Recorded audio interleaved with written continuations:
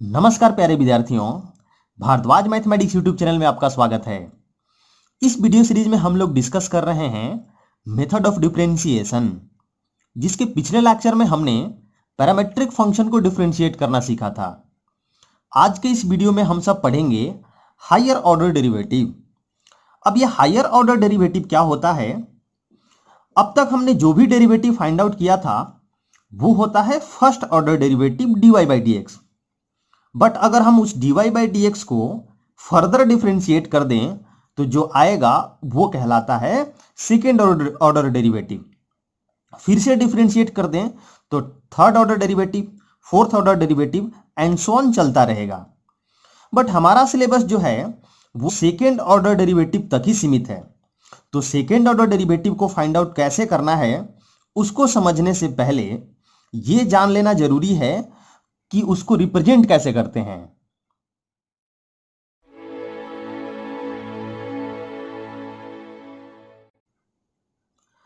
अब तक हमने देखा है कि यदि function y is equal to F X के फॉर्म में होता है तो इसको डिफरेंशिएट करने से हमारा first order derivative dy by D X आता था, जिसको कभी कभी y1 या फिर y डैश से भी रिप्रेजेंट करते हैं, जो f डैश x के इक्वल होगा। अब यदि इस dy बाई डी एक्स को हम फर्दर डिफरेंशिएट कर दें तो हमारे पास जो आएगा उसको हम सेकेंड डेरिवेटिव कहते हैं और इसको d2i upon D x square से रिप्रेजेंट किया जाता है। अब ये d2i upon D x square ही क्यों? तो हम जब फर्स्ट ऑर्डर डेरिवेटिव पढ़ते हैं तो इसमें d by D x differential coefficient of first order derivative कहलाता है। तो सेकेंड ऑर्डर डेरिवेटिव के लिए d बाई डी एक्स ये डिफरेंशियल कोफिशिएंट ऑफ किसको डिफरेंशिएट कर रहे हैं? dy बाई डी एक्स को। तो d by D x of dy by D x, तो ये d ऊपर में क्या बन गया? d2y और नीचे dx into D x square. तो एक तो रिप्रेजेंटेशन है d2y upon D x square. इसके अलावा यदि फर्स्ट ऑर्डर डेरिवेटिव को हम y1 से रिप्रेजेंट करते हैं तो सेकेंड ऑर्डर को हम y2 से रिप्रेजेंट कर सकते हैं। सिमिलरली फर्स्ट ऑर्डर को अगर हम y डैश से रिप्रेजेंट करते हैं तो सेकेंड ऑर्डर को y डबल डैश से रिप्रेजेंट कर सकते हैं। और ये f डैश x था तो यहां पर f डबल डैश x होगा। अब इसे फाइंड आउट कैसे करना है?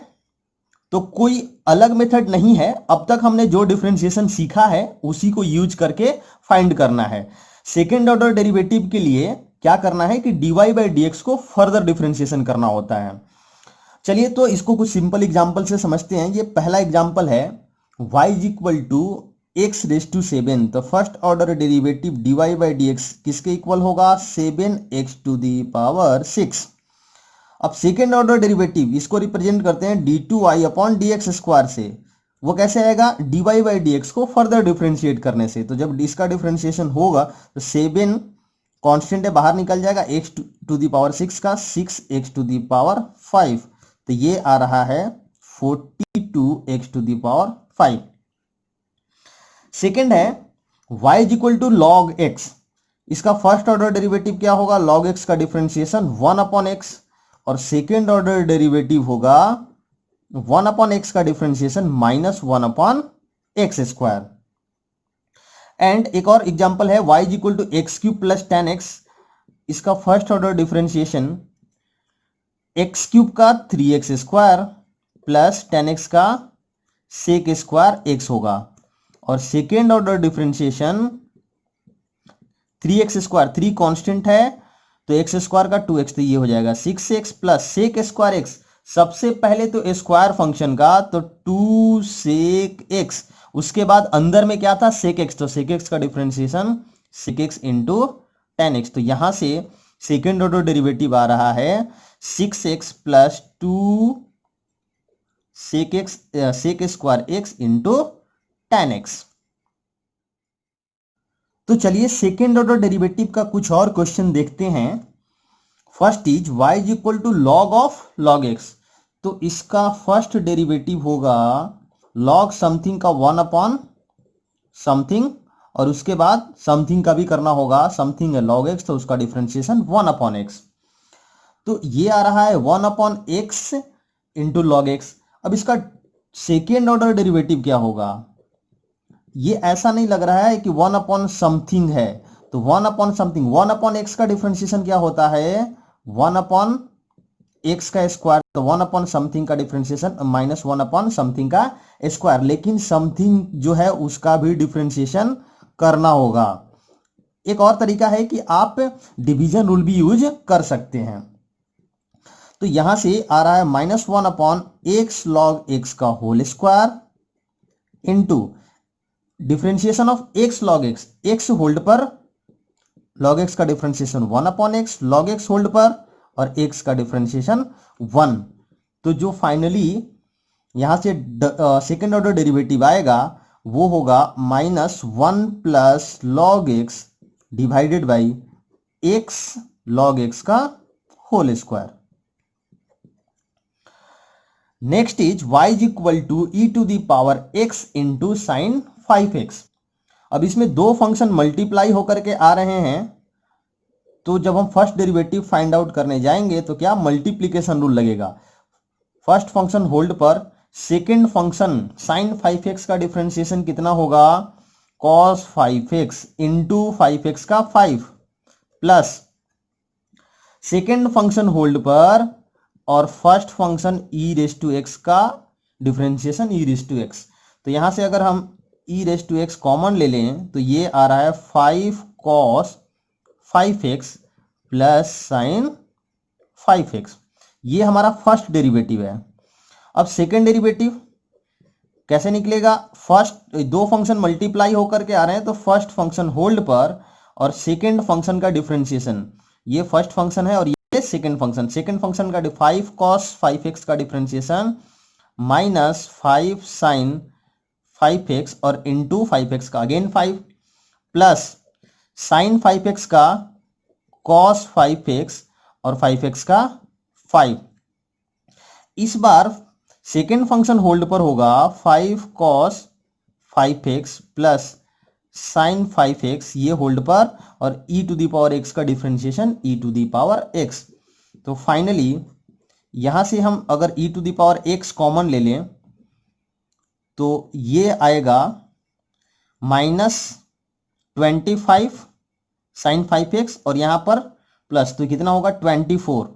तो और ये है 10, तो हम 2 भी कॉमन ले लेते हैं तो ये बचेगा 5 cos 5x minus 12 sign 5x। ये आपका फाइनल आंसर है। तो ये बेसिक सा वे है second order derivative find out करने का। Next question is if y equal to x raise to x then find d2y upon dx square. इस बार फंक्शन रेस टू फंक्शन है तो फिर सेकेंड डेरिवेटिव फाइंड आउट करना है। तो जब भी फंक्शन रेस टू फंक्शन का क्वेश्चन मिले तो सबसे पहले taking log on both side, तो log y is equal to x log x हो जाएगा। Now differentiating both side with respect to x, तो ये बनेगा y 1 upon y into dy by dx is equal to right hand side में multiplication rule, first function hold पर second function का differentiation plus second function hold पर first function का differentiation. तो finally dy by dx का value आ रहा है y into 1 plus log x। अब सेकेंड ऑर्डर डेरिवेटिव के लिए dy बाई dx को फर्दर डिफरेंशिएट करना होगा। तो again differentiating both side with respect to x, तो यहां से dy बाई dx का डेरिवेटिव क्या होता है d2y अपॉन dx स्क्वायर। अब राइट हैंड साइड में दो फंक्शन मल्टीप्लाई होकर के आ रहे हैं y and 1 plus log x। तो फर्स्ट फंक्शन होल्ड पर सेकेंड फंक्शन का differentiation plus second function hold पर फर्स्ट फंक्शन y का डिफरेंशिएशन dy बाई dx। तो ये होगा y और 1 प्लस log x का डिफरेंशिएशन 1 अपॉन x, और इधर 1 प्लस log x और dy बाई dx का वैल्यू फ्रॉम इक्वेशन फर्स्ट हम क्या रख सकते हैं y into 1 plus log x। तो finally d2y upon dx square का वैल्यू आ रहा है, y यहां से कॉमन ले सकते हैं 1 by x plus 1 plus log x का होल स्क्वायर। अब चाहे तो आप y का वैल्यू पुट कर सकते हैं, y का वैल्यू कितना था x रेस टू x। तो सेकेंड ऑर्डर डेरिवेटिव का फाइनल आंसर आ रहा है x raise to x into 1 upon x plus 1 plus log x का whole square. Next question NCERT का है और ये क्वेश्चन है कि if y is equal to a sin x plus b cos x then prove that d2y upon dx square plus y is equal to 0। चूंकि d2y upon dx square involve है इसलिए हमें इस y का सेकेंड डेरिवेटिव फाइंड आउट करना होगा। अब second derivative find out करने के लिए सबसे पहले हम first derivative dy by D x निकालेंगे। और dy बाई डी एक्स कितना होगा, a साइन एक्स का डिफ्रेंसिएशन, a तो कांस्टेंट है तो साइन एक्स का cos x plus b cos x का माइनस साइन एक्स।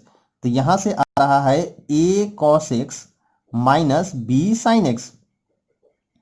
अब फर्स्ट डेरिवेटिव आ चुका है तो इसका second derivative d2y upon D x square क्या होगा, a cos x का कितना, a cos x का minus sine x minus b और साइन x का cos x। तो ये आ रहा है minus a sine x minus b cos x। यदि हम नेगेटिव कॉमन ले लें तो ये बनेगा a sine x plus b cos x। अब ध्यान से देखो, a sine x plus b cos x किसके इक्वल है, y के इक्वल है। तो हमारा d2y upon D x square किसके इक्वल आ रहा है, minus y. So d2y upon D x square plus y is equal to 0, hence proof.